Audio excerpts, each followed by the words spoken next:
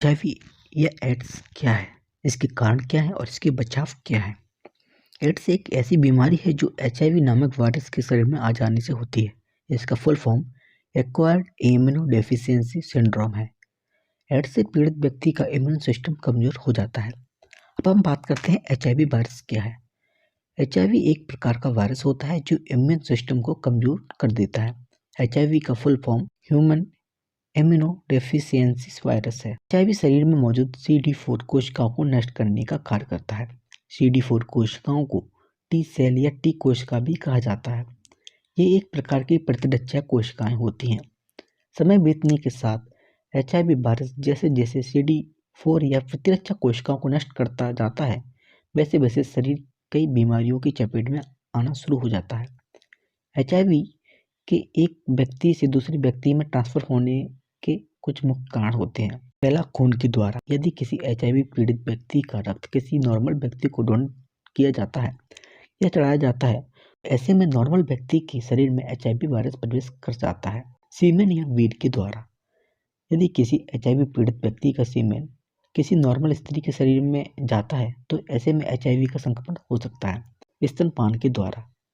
HIV पीड़ित माता के दूध में एचआईवी वायरस मौजूद होता है। यदि एचआईवी पीड़ित माता अपने शिशु को स्तनपान कराती है तो शिशु को एचआईवी संक्रमण हो जाता है। योनि या वेजाइनल तरल के द्वारा।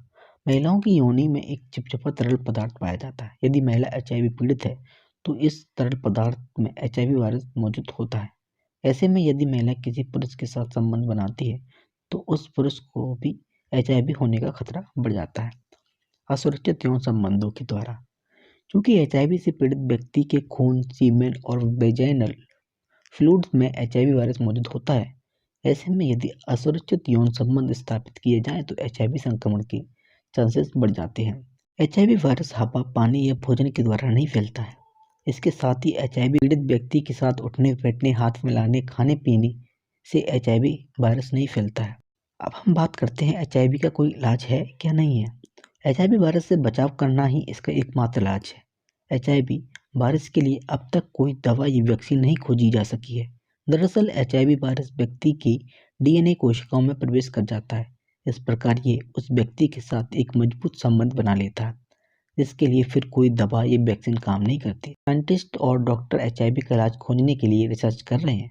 एचआईवी से पीड़ित व्यक्ति के लिए ये कहा जाता है कि वो ज़्यादा समय तक जीवित नहीं रहेगा, लेकिन आज मेडिकल साइंस ने काफ़ी तरक्की कर ली है तथा उसने ये तरीका खोज निकाला है कि इस वायरस के साथ भी रोगी को एक लंबा जीवन दिया जा सके। एंटी रेट्रोवायरल थेरेपी के द्वारा एचआईवी वायरस से पीड़ित व्यक्ति को कई सालों तक और जीवन दान दिया जा सकता है। हालांकि एचआईवी के लिए अब तक कोई दवा या वैक्सीन नहीं बनी है, लेकिन एचआईवी पीड़ित व्यक्ति को थेरेपी के जरिए उपचार संभव है। इस उपचार के द्वारा व्यक्ति के शरीर से एचआईवी वायरस तो नहीं हटाया जा सकता, लेकिन फिर भी उसके जीवन की संभावनाओं को बढ़ाया जा सकता है।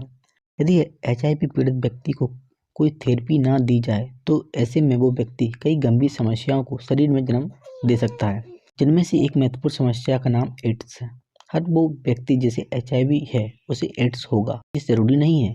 यदि एचआईवी के लिए समय समय पर थेरेपी अप्लाई की जा रही है तो ऐसे में व्यक्ति एड्स से बच सकता है। एचआईवी से संक्रमित होने के बाद किसी भी तरह की कोई थेरेपी या मेडिकल चिकित्सा न लेने पर व्यक्ति को एड्स हो जाता है, जिसके बाद व्यक्ति मात्र 2-3 सालों तक ही जीवित रह सकता है। अब हम बात करते हैं एड्स क्या है। जैसा कि हमने बताया कि एड्स एक प्रकार की बीमारी है जिसमें व्यक्ति के शरीर का प्रतिरक्षा तंत्र कमजोर हो जाता है।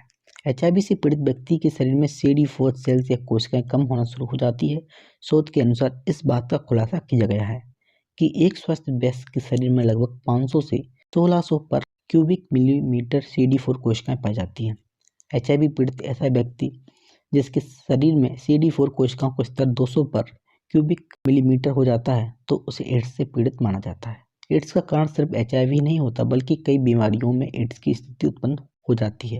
यदि कोई व्यक्ति कैंसर जैसी भयानक बीमारी से पीड़ित है तो उसके शरीर में भी एड्स हो सकता है, अर्थात उसका प्रतिरक्षा तंत्र कमजोर हो सकता है, लेकिन ये एक दुर्लभ स्थिति होगी।